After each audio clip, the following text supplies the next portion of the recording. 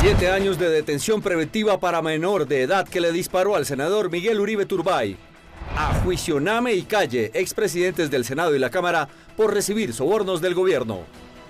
Inminente elección de nuevo magistrado de la Corte Constitucional. Así están las cargas en la Corte y los escenarios para el gobierno. Alfredo Sade, ex jefe de despacho del gobierno Petro, anuncia que aspirará a la presidencia de la República. Contralor General Carlos Hernán Rodríguez alerta por la destinación del presupuesto nacional. Hospitales públicos de Risaralda enfrentan crisis financiera sin precedentes. Las EPS les deben más de 350.000 millones de pesos. El cantante Jorge Celedón debuta en la industria cafetera. Esto y más en las noticias del entretenimiento. El menor implicado en el atentado que acabó con la vida del senador Miguel Uribe fue condenado hoy a 7 años de prisión preventiva. El menor de 15 años que disparó contra el senador y precandidato Miguel Uribe fue sancionado en el sistema de responsabilidad penal de adolescentes. Tras ser acusado formalmente por la Fiscalía, el joven decidió aceptar cargos, por lo que el juez procedió a emitir sentencia que en este caso será una privación de la libertad durante 7 años bajo custodia del ICBF. No irá a la cárcel mientras se mantiene la vigilancia del bienestar familiar, al ser este el tipo de sanciones que contempla el sistema de menores. La defensa del senador Miguel Uribe apeló la determinación, que será revisada en segunda instancia. Según la investigación, el menor fue contactado por alias El Costeño, quien le ofreció 2 millones de pesos para disparar en contra del entonces candidato presidencial, causándole la muerte meses después. Los expresidentes del Congreso, Iván Name y Andrés Calle, fueron llamados por la Corte Suprema por los delitos de cohecho, impropio y peculado en el caso de corrupción de la Unidad Nacional de Gestión del Riesgo de Desastres. La Corte Suprema de Justicia llamó a juicio a los expresidentes del Senado Iván Name y de la Cámara Andrés Calle, señalados de recibir millonarios sobornos para tramitar las reformas del gobierno nacional. Según la investigación de la Corte, Name habría recibido 3.000 millones de pesos y Calle 1.000 millones por parte de la exconsejera para las regiones Sandra Ortiz, también capturada por este caso.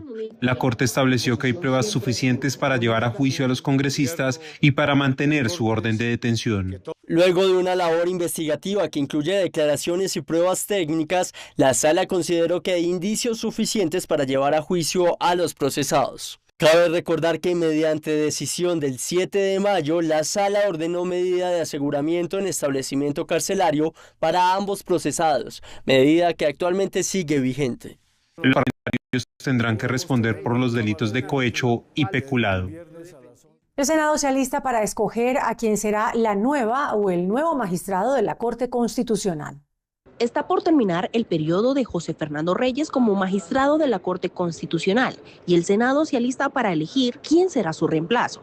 Luego de ser escuchados el pasado 14 de agosto, la terna de la Corte Suprema de Justicia quedó integrada por María Patricia Balanta, Carlos Camargo y Jaime Tovar. Ahora estará en manos del Senado de la República el próximo 3 de septiembre escuchar y decidir quién entrará a ser parte de la sala plena. Definitivamente sí es muy importante cómo se está decidiendo o cómo se está conformando la Corte Constitucional en aras o en medio de un proceso previo a las elecciones, en medio de decretazos, en medio de tantos anuncios que la verdad comprometen no un gobierno sino la institucionalidad, que es lo que nos ha sostenido como país. Con esta elección se espera que el nuevo magistrado actúe con autonomía, rigor jurídico y compromiso con la Constitución. La próxima semana el Senado elegirá. La elección de un nuevo magistrado de la Corte Constitucional determinará el rumbo de ese alto tribunal, pues el próximo cambio solo será hasta el 2028. La elección del nuevo magistrado de la Corte Constitucional en reemplazo de José Fernando Reyes será clave, pues su voto será decisivo en temas de impacto nacional como las reformas del gobierno, que aún no pasan su examen de constitucionalidad en el alto tribunal. En la Corte hay un sector claro, el cual está a favor del gobierno y está conformado por 2 magistrados, Vladimir Fernández, exdirector jurídico de Palacio, y Héctor Alfonso Carvajal, exabogado del presidente Gustavo Petro. Con posturas liberales, sin estar del todo de acuerdo con el Ejecutivo, están los magistrados Natalia Ángel Cabo y Juan Carlos Cortés, y aquí es donde donde se empiezan a mover las cuentas entre las corrientes más marcadas, con los magistrados Lina Marcela Escobar y Miguel Polo Rosero, quienes han tenido posturas mesuradas, pero aún no hay una definición clara, pues llevan pocos meses en el alto tribunal. En la otra esquina está la otra corriente fuerte de la Corte, la que integran los que han sido considerados con posturas conservadoras. Se trata del actual presidente de la Corte, Jorge Enrique Ibáñez, y Paola Andrea Meneses, actual vicepresidenta y posiblemente presidente el próximo año. La postura del nuevo magistrado será clave, pues es el último cambio que hará la Corte este año y además no habrá modificaciones sino hasta 2028. Alfredo Saade, quien fuera jefe de despacho del gobierno, anunció que aspira a una candidatura a la presidencia de la República. Alfredo Saade anunció oficialmente que se inscribirá como candidato presidencial en la consulta interna del Pacto Histórico. Según dijo, tomó la decisión tras una conversación con el presidente Gustavo Petro, a quien le manifestó su intención de quedarse en el país y luchar por la candidatura. Mi visión es la misma. Buscaré, una vez sea elegido presidente de Colombia, una constituyente que permita el regreso de Petro reelegido. En su pronunciamiento también propuso el cierre de la Procuraduría, un control estricto a los medios de comunicación y advirtió que el Congreso tendrá que trabajar de frente con el pueblo o será cerrado. Además, prometió que no habrá negociación con grupos armados ilegales, que estos serán combatidos con el poder militar de la nación y que la corrupción estatal y el narcotráfico asociados a mafias politiqueras serán erradicados. Esta es una noticia en desarrollo en Noticentro 1. Buenas noches, pues hace unos instantes la Cancillería confirmó que ya se realizó el contrato y se firmó este contrato con Thomas Gregan Sos y el fondo rotatorio de esta institución para continuar con el contrato de los pasaportes en el país. Este contrato es por 161 mil millones de pesos y va hasta el 2016, garantizando así la disponibilidad del documento para las personas que lo quieran sacar. Recordemos que esto se da por medio de una urgencia manifiesta con la que el gobierno busca garantizar la expedición del documento mientras se hace la transición al nuevo modelo que propuso el presidente Gustavo Petro, en el que se involucra a la Casa de la Moneda de Portugal y a la imprenta nacional para que sea el Estado quien produzca estos pasaportes. Ana María Celis para Noticentro 1. El precandidato presidencial Daniel Quintero confirmó la designación de su escudero Juan David Duque como su nuevo jefe de debate. En diálogo directo con Noticentro 1, Juan David Duque confirmó la designación como jefe de debate del precandidato presidencial Daniel Quintero. Nos vamos a enfrentar con mucha fuerza al uribismo, vamos a trabajar por construir un frente amplio que nos permita ganar en primera vuelta y sobre todo vamos a hacer que Daniel Quintero llegue a la presidencia para resetear la política. La campaña de Daniel Quintero se prepara para participar en la consulta por el Pacto Histórico que se llevará a cabo en octubre, aunque hasta el momento su precandidatura no ha sido bien recibida por varios integrantes de este partido. Una relación tóxica, llamémoslo de alguna manera, pero al mismo tiempo hay muchos sectores muy contentos, hay sectores en especial donde hay campañas activas que obviamente sienten nerviosismo porque hemos venido creciendo en las encuestas, pero al final quien gane, todos nos vamos a sumar a esa persona. Quintero se enfrentará desde el bloque progresista a las fuerzas tradicionales. En el Congreso fue radicada una moción de censura contra el ministro de Defensa Pedro Sánchez por la grave situación de seguridad que atraviesa el país. Con la firma de 40 congresistas de diferentes partidos políticos, en la Cámara de Representantes radicaron una moción de censura contra el ministro de Defensa, Pedro Sánchez, manifestando que la seguridad va por mal camino. El gobierno nacional no cambió la fracasada paz total que ha traído muertos y víctimas con atentados terroristas en Cali, Jamundí y muchas ciudades del suroccidente de Colombia. Por eso debe salir el ministro. Hoy, más de 36 uniformados secuestrados y sigue el problema de orden público en todo lo largo y ancho del territorio nacional. El gobierno tiene que responder. Los representantes piden que el gobierno responda frente a los problemas de orden público que se han registrado en el país, pues la seguridad sigue mostrando números rojos. Fuentes cercanas a la campaña Petro Presidente aseguran que no hubo violación de topes y que además el proceso ya prescribió. Fuentes cercanas a la campaña presidencial de Gustavo Petro aseguran que durante la contienda electoral no hubo violación de topes de financiación. Según explican, se llevó un registro detallado y transparente de los dineros que ingresaron y salieron, cumpliendo con las exigencias del Consejo Nacional Electoral. Sin embargo, dentro del gobierno reconocen que existe una preocupación por el rumbo que podría tomar la decisión de los magistrados del CNE. Todo apunta a que, pese a los argumentos de la defensa en la sala plena, hay mayoría para votar en favor de las sanciones, lo que abriría un escenario escenario político y jurídico complejo para el mandatario y su colectividad. Este pulso interno refleja una división dentro del organismo electoral y anticipa un fallo ajustado en la votación. La canciller Rosa Villavicencio le respondió a los familiares de los connacionales que se encuentran presos en Venezuela. Son 37 los colombianos a quienes se les debe definir su situación jurídica. Familiares de los presos políticos en Venezuela enviaron un mensaje público al presidente Nicolás Maduro para pedir por la liberación de quienes permanecen detenidos en los centros de reclusión de ese país. Aseguran que la falta de información sobre los procesos judiciales genera angustia y vulnera los derechos de sus seres queridos. Si viera a mi hija cada mañana, cada tarde con la esperanza de que suceda algo y logremos ese reencuentro para reconstruir nuestro proyecto de vida, necesitamos es que el gobierno intervenga. Ya instancias no hay más, no hay más.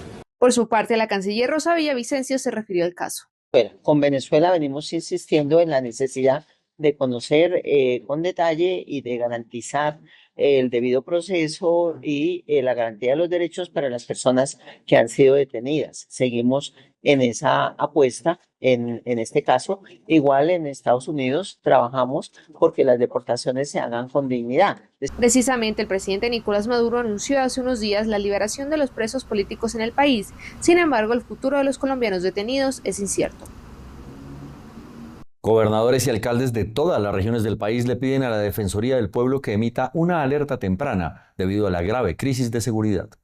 Gobernadores y alcaldes se reunieron con la Defensora del Pueblo, expresaron su preocupación por la creciente situación de riesgo en los territorios y piden garantías para el proceso electoral de 2026. La defensora aseguró que convocará una reunión para revisar la situación en cada territorio. Con el ministro de Defensa, el ministro del Interior, el alto comisionado, consejero comisionado para la paz y la directora del DNP, para articular esfuerzos en torno a la situación tan grave que se está siguiendo, que se está sufriendo, y adicionalmente también requerir a la Unidad Nacional de Protección debido a la situación de riesgo que tienen individualmente muchos de los mandatarias. Con un llamado desesperado, alcaldes y gobernadores esperan que la Defensoría del Pueblo logre mediar con el gobierno nacional.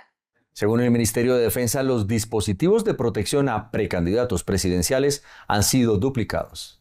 La Registraduría Nacional confirmó que ya son 69 los precandidatos presidenciales. En medio de una coyuntura marcada por la violencia política, atentados a la fuerza pública y el reciente magnicidio del senador Miguel Uribe Turbay, el ministro de Defensa, Pedro Sánchez, anunció un fortalecimiento sin precedentes en los esquemas de seguridad para todos los precandidatos. La verdad, con preocupación vemos el tema, pero yo le pido a mi Dios y a la Virgen María que nos siga cuidando y que nos ayude a recuperar este hermoso país. Una responsabilidad doble del Estado frente a nosotros los candidatos y de nosotros también, de ejercer medidas de autoprotección. A la espera de la inscripción oficial de candidatos con aval de partidos políticos en los próximos días, la seguridad se ha convertido en uno de los ejes centrales del debate electoral. La Secretaría de Transparencia de la Presidencia de la República alertó sobre posibles irregularidades en la ampliación. Y adicionalmente también requerir a la Unidad Nacional de Protección debido a la situación de riesgo que tienen individualmente muchos de los mandatarias. Con un llamado desesperado, alcaldes y gobernadores esperan que la Defensoría del Pueblo logre mediar con el gobierno nacional. Según el Ministerio de Defensa, los dispositivos de protección a precandidatos presidenciales han sido duplicados. La Registraduría Nacional confirmó que ya son 69 los precandidatos presidenciales. En medio de una coyuntura marcada por la violencia política, atentados a la fuerza pública y el reciente magnicidio del senador Miguel Uribe Turbay, el ministro de Defensa, Pedro Sánchez, anunció un fortalecimiento sin precedentes en los esquemas de seguridad para todos los precandidatos. La verdad, con preocupación vemos el tema, pero yo le pido a mi Dios y a la Virgen María que nos siga cuidando y que nos ayude a recuperar este hermoso país. Una responsabilidad doble del Estado frente a nosotros los candidatos y de nosotros también, de ejercer medidas de autoprotección. A la espera de la inscripción oficial de candidatos con aval de partidos políticos en los próximos días, la seguridad se ha convertido en uno de los ejes centrales del debate electoral. La Secretaría de Transparencia de la Presidencia de la República alertó sobre posibles irregularidades en la ampliación de la autopista norte en Bogotá. El secretario de Transparencia, Andrés Hidárraga, denunció un entramado de presuntas irregularidades administrativas y contractuales en torno al tramo UF3 de la vía Acceso Norte, que podría configurar un detrimento patrimonial para el municipio de Chía. Se habla de un volteo de tierras con 200 casos a través de una aprobación presuntamente anómala del POT de 2016 de Chía. Esas reglas es lo que nos llama la atención y por lo cual hemos considerado que la situación que se presentó en el marco de la aprobación express de este plan de ordenamiento territorial suspendido el día de hoy por una jueza de Zipaquirá en el año 2016 dio para que se prestara un presunto volteo de tierras. Además, se habría hecho la entrega gratuita de terrenos públicos destinados a vías locales para la construcción y aprovechamiento económico de una vía nacional dentro de una alianza público-privada sin aporte de recursos públicos. Las fuerzas militares están denunciando que los 34 militares secuestrados por las disidencias de las FARC están siendo asediados por drones cargados con explosivos. Este video muestra a los 34 militares que fueron secuestrados por una comunidad en el Guaviare. Tras conocerse que además están siendo asediados por drones con explosivos, el ministro de Defensa aseguró que no escatimará esfuerzos para su liberación. Tengan la certeza que emplearemos todo el Estado, respetando siempre los derechos humanos y el derecho internacional humanitario, para liberar a nuestros soldados secuestrados. La operación para su liberación avanza con una comisión humanitaria en la que por primera vez participa la ONU. Pese a que la comunidad habla de una retención, el sector defensa insiste en que se trata de un secuestro. Las fuerzas militares ya interpusieron una denuncia formal. Hemos activado todos los protocolos operacionales de inteligencia. Con esta denuncia interpuesta, las fuerzas militares ratifican que este es un acto ilegal y que el Estado no escatimará esfuerzos para su liberación. Anderson Andrei Vargas, alias Kevin, principal cabecilla del Frente Carlos Patiño de las disidencias de las FARC, se entregó al ejército en el sur del departamento del Cauca. Luego de conocerse la entrega de alias Kevin, cabecilla de gran importancia del Frente Carlos Patiño de las disidencias de FARC que delinquen en el sur del departamento del Cauca, el vocero de Indepaz asegura que esto demuestra el desgaste de la estructura armada y la presión de la operación Perseo. Refleja no solo el impacto de la operación Perseo, sino especialmente el desgaste de una de las disidencias más violentas que está en estos momentos en el departamento del Cauca. La entrega de alias Kevin podría tratarse de un paso hacia la desarticulación de estas estructuras criminales en el Cauca, dicen las autoridades. Pese a estar a favor de la ley de sometimiento, la Defensoría del Pueblo advierte graves riesgos en ese proyecto. La Defensoría del Pueblo presentó un concepto crítico al proyecto de ley de sometimiento. Aunque valora la iniciativa, la entidad advierte que son necesarios ajustes de fondo para garantizar los derechos de las víctimas. La legitimidad de este proyecto dependerá tanto de su contenido como de la participación efectiva de las víctimas, quienes deben estar en el centro de la discusión. Entre las preocupaciones se encuentra la falta de claridad en la reparación integral a las víctimas y que los responsables de crímenes graves no cumplirían condenas reales. La concesión de nuevos beneficios penales a responsables de crímenes de máxima gravedad debe acompasarse con respuestas efectivas en la política pública de atención y reparación a víctimas que hoy se encuentra desfinanciada. La Defensoría recuerda con contundencia que la paz total no puede estar por encima de la verdad, la justicia y las garantías de no reparación que merecen las víctimas. En Risaralda, los hospitales públicos atraviesan una crisis sin precedentes. Las EPS les deben más de 350.000 millones de pesos. Durante una reunión de gerentes de la red pública y privada del departamento, se advirtió que los compromisos adquiridos por las EPS, en especial con Nueva EPS, no se han cumplido. El caso más crítico se vive en Apía, donde el Hospital San Vicente de Paúl le deben más de 2.500 millones de pesos y podría suspender su operación en el próximo trimestre. El hospital tiene una deuda en este momento casi de 1.000 millones de pesos con proveedores y las EPS le deben al hospital 2.500 millones de pesos. La situación se repite en Quinchía y otros municipios, donde usuarios esperan semanas por remisiones. Las EPS más cuestionadas son Nueva EPS, FOMAC, Asmesalud, señaladas de incumplimientos que ponen en riesgo la salud de miles de risaraldenses. En este momento tenemos un usuario con 12 días esperando trámite de remisión y muchos de estos usuarios deben requerir la tutela para un tratamiento intrahospitalario.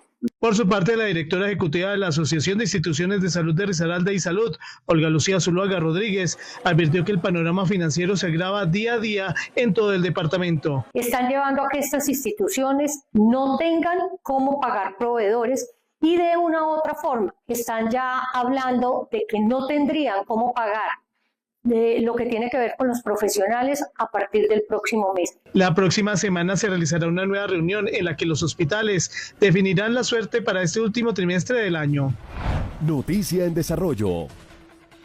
En un paso histórico para la protección animal en Colombia, la Corte Constitucional declaró a los animales como seres sintientes con un régimen jurídico especial. Los médicos veterinarios y zootecnistas, en su ejercicio ético profesional, deberán orientarse por la premisa del bienestar, la protección animal, la sintiencia de los animales. Es un orgullo que la Corte Constitucional hubiera hecho este fallo.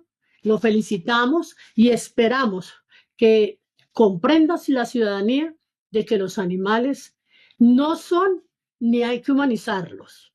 Son seres sintientes que merecen ser respetados. Además, el fallo declaró inexequible la invocación a Dios en el juramento profesional de veterinarios y zootecnistas al considerar que el compromiso ético no debe estar condicionado por creencias religiosas.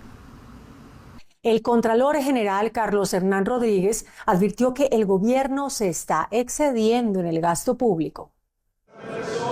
Ante la Comisión de Cuentas del Congreso, el Contralor General hizo varias advertencias frente al presupuesto de 2026, el recaudo de impuestos y la destinación de recursos para factores puntuales que requiere la nación. Los recursos, tanto para el sector defensa como para la Registraduría Nacional del Estado Civil.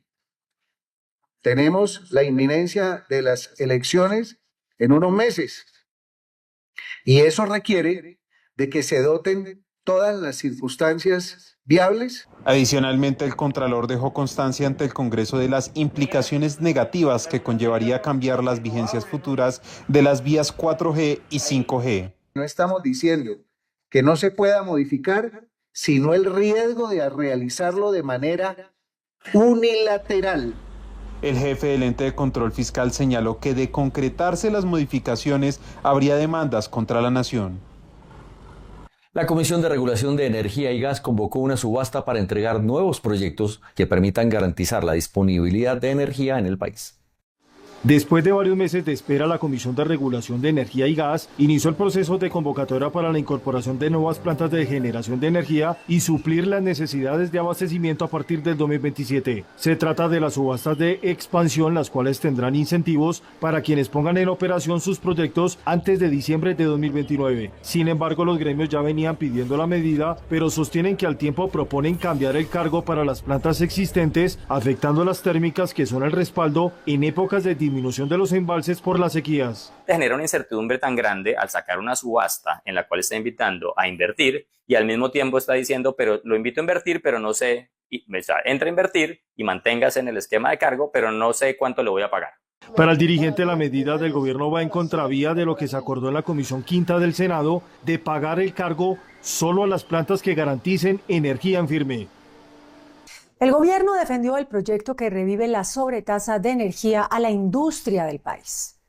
Después de las críticas al proyecto decreto del gobierno que busca revivir la contribución de energía que hacía la industria en años anteriores, el propio ministro de Minas, Edwin Palma, defendió la iniciativa al señalar que la medida no implica a sectores productivos de alto impacto en empleo. Argumentó que hay industrias que no lo pueden hacer y ayudar a la financiación de los subsidios eléctricos que hoy son una carga para el presupuesto. Esperamos aliviar el déficit fiscal, aliviar el impacto fiscal en cerca de 1.2 billones de pesos. El funcionario señaló que esta era una medida que ya se aplicaba en el pasado, pero que en el gobierno de Juan Manuel Santos se eliminó. Obedeció en su momento a una decisión política de favorecer ciertas industrias, porque en este estado pues ha habido siempre puerta giratoria entre el sector privado y el gobierno. Y hoy quienes critican este tipo de medidas que generan unos privilegios a algunas industrias, algunas empresas, pues son hoy quienes desde esa actividad gremial privada ahora estuvieron en el servicio público y creo que vale la pena recordarlo. El decreto aún se encuentra para comentarios del sector. La Superintendencia de Sociedades reportó un alza en los ingresos de los clubes de fútbol al cierre del año 2024. El informe de la Superintendencia de Sociedades sobre el comportamiento financiero del fútbol profesional colombiano muestra un crecimiento en todos los rubros de ingresos, además del fortalecimiento de los activos y patrimonios en la mayoría de los clubes del rentado nacional. Así las cosas, los activos totales de los equipos se incrementaron un 7,15%, pasando de 847.000 millones en 2023 a 908.000 millones de pesos en 2024. El patrimonio creció 6,27%, alcanzando los 350.000 millones de pesos, mientras los ingresos ordinarios presentaron un alza del 2,7%. Los resultados muestran una mayor capacidad de acumulación de recursos y evidencia una expansión sostenida en la solidez de las operaciones financieras. Buen gobierno corporativo. Aquí lo que está pasando en el fútbol colombiano es lo que debe pasar en todas las empresas del país. Que cambien sus gobiernos, que mejoren sus gobiernos, que sus directivas rindan cuentas, que presenten informes al país como el que ustedes están viendo acá. Y por supuesto eso tiene un efecto sobre la competitividad y la calidad del fútbol colombiano. Por equipos hay que decir que Millonarios con 106.000 millones de pesos fue el club que representó mayores ingresos en 2024, seguido de Atlético Nacional con 87.000 millones y Junior con 66.000 millones de pesos. Se destacan América, Santa Fe y Medellín con cifras superiores a los 40.000 millones de pesos. Los ingresos por taquilla y abonos presentaron un crecimiento del 17,2%, lo que refleja la recuperación de la asistencia a los estadios. El mercado global colombiano alista 11 acciones de la Bolsa de Lima, las cuales podrán ser negociadas por inversionistas del país. El dato del día. A partir de la fecha, los inversionistas nacionales podrán acceder a una oferta más robusta en el mercado global colombiano de la Bolsa de Valores filial de Nuan, de la que hacen parte Chile y Perú. Se trata de la inscripción de 11 nuevas acciones que hacen parte del principal índice peruano, que siguen el comportamiento de las empresas más representativas de la Bolsa de Valores de Lima. Estos títulos representan una capitalización combinada de más de 134.000 millones de dólares en varios sectores como minería y metales, financiero, construcción, industria y consumo masivo. El volumen promedio diario entre estos dos nuevos valores alcanzó a julio los 4.3 millones de dólares. En Noticentro 1, estos son los indicadores. La tasa representativa del mercado que regirá para mañana jueves será de 4.051 pesos con 97 centavos. Los profesionales del cambio compran la divisa en promedio en 3.980 pesos y la venden en 4.020 pesos. Un euro cuesta 4.695 pesos con 70 centavos. La libra de café en Nueva York se cotizó a $3.85. El precio interno se cotizó a 3.140.000 pesos la carga. El barril de petróleo WTI se cotizó en $63.78. La referencia Brent para Colombia se cotizó en $67.20. El índice de capitalización de la Bolsa de Valores de Colombia bajó 0,62% a 1.843 puntos. La movida del poder de hoy es petrolera. El viernes fue la cumbre de presidentes amazónicos en Bogotá. Vino el presidente Lula. Y aunque en el balance todo fue paz y amor, Petro no se guardó sus pullas al presidente brasilero y a otros de la región. Ambos son aliados en la conservación de la Amazonía, pero tienen una diferencia profunda: el petróleo. Por ejemplo, Brasil avanza en exploraciones petroleras cerca de la desembocadura del río Amazonas, lo que le ha generado críticas. En cambio, Petro se solidarizó con la petición de pueblos indígenas, congresistas y ONG que le pedían a los 8 gobiernos del Tratado de Cooperación Amazónica declarar la Amazonía libre de combustibles fósiles, pero la mayoría de países no acogió la propuesta. En su discurso lanzó un par de frases que sonaron a puya. Dijo que insistir en el señor C, en referencia al carbono, era de extrema derecha e iba en contra de la ciencia. Se es progresista si se acata la ciencia. Se es de extremas derechas si se niega la ciencia. El presidente Lula este año tiene traje verde porque va a ser el anfitrión de la Cumbre Mundial sobre Cambio Climático en noviembre.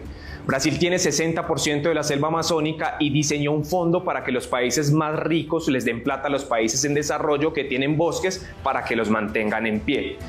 Pero en el tema petrolero, Lula se cambia de traje. Él cree que sí se debe descarbonizar la economía, pero que la forma de financiar la transición energética es con plata de los combustibles fósiles. Tenemos la capacidad, utilizando los recursos del petróleo, de llevar a cabo la transición que Brasil necesita que se haga rápidamente. A pesar de la puya, Petro estuvo matado con la visita de Lula. Lo sentó en el banquito del Museo de Gao de la Casa de Nariño y le pidió apoyo en una conferencia internacional sobre seguridad. Incluso prometió devolverle la visita en septiembre, cuando Lula va a inaugurar un centro internacional de policía en Manaus. En orden, con Juan Carlos Pinzón. Maduro, Petro y el cartel de los soles. Ha sido muy desafortunado encontrar que el presidente de Colombia ha decidido negar la existencia del cartel de los soles. Esto no es un invento ni de la prensa ni de sectores políticos. La justicia internacional ha encontrado a través de los años pruebas que vinculan al régimen de Maduro y su organización política, conocida en parte como el cartel de los soles, precisamente vinculada al narcotráfico internacional. En Estados Unidos, desde el año 2020, Maduro ha sido vinculado a procesos ligados al narcotráfico.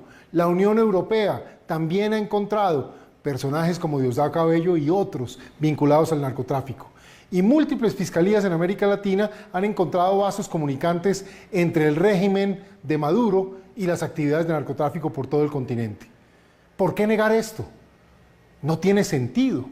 Si en realidad lo que está pasando es que ese régimen de Maduro no solo le hace tremendo daño al pueblo venezolano, a propósito ha sacado millones de personas desde ese país hacia el resto de América Latina, muchos de ellos en Colombia, y hay que decir, unos pocos vinculados al Tren de Aragua y a otras organizaciones criminales que tanto daño le han hecho a los colombianos.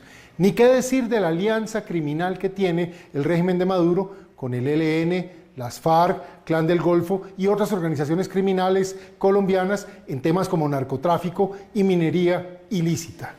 ¿Y esto qué significa?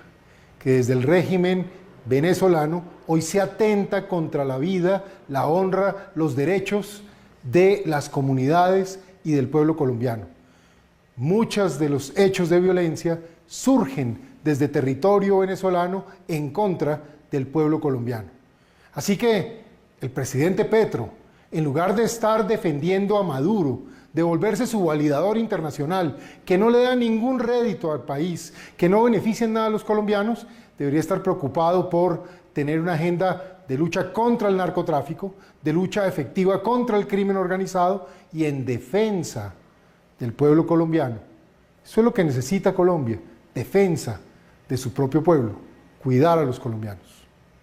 Colombia, un país de músicos, tradiciones y montañas cafeteras, recibe un homenaje sin precedentes de la mano del reconocido cantautor vallenato Jorge Celedón. El artista presenta Ayombe Coffee, un proyecto que trasciende lo musical para convertirse en una declaración de orgullo nacional. Nací en Villanueva, en el barrio del Cafetal, siempre he estado, puse parranda en el Cafetal, ligado al café de la mañana. Y por qué no sacar pues una marca de café ya tan cercano que lo he tenido toda la vida. Muchas de las canciones que conocen pues las hice con café. Yo no soy tomador tanto de licor, pero sí un buen cafetero. Inspirado en la calidez del campo colombiano, para Jorge Celedón el café es mucho más que una bebida. Es un ritual que une generaciones, un símbolo de hogar y un compañero fiel de las conversaciones cotidianas. Debe tener un buen café, bueno, primero que sea colombiano. Agua caliente, depende cómo le guste, porque hay gente que se lo toma frío ahora, entonces no hay tanta mezcla. Un nombre de canción, a ver cuál le gusta más. Ayombe, Sin Perdón, Esta Vida, Cuatro Rosas, todos esos son sabores de café ahora, así que van muy ligados a la carrera mía.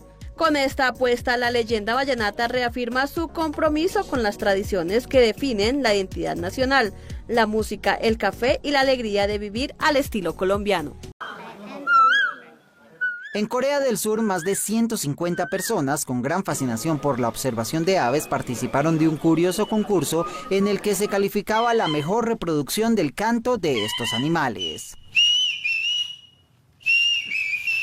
Los asistentes tenían una tarea clara, ser lo más fieles posibles al sonido que emiten pájaros como el coel, el búho pescador pardo y el autillo listado asiático, especies muy comunes en ese país. El evento, más allá de llamar la atención por lo particular, busca generar un mensaje de conciencia sobre el cuidado de este tipo de aves que podrían entrar en la lista de riesgo por la mano del hombre.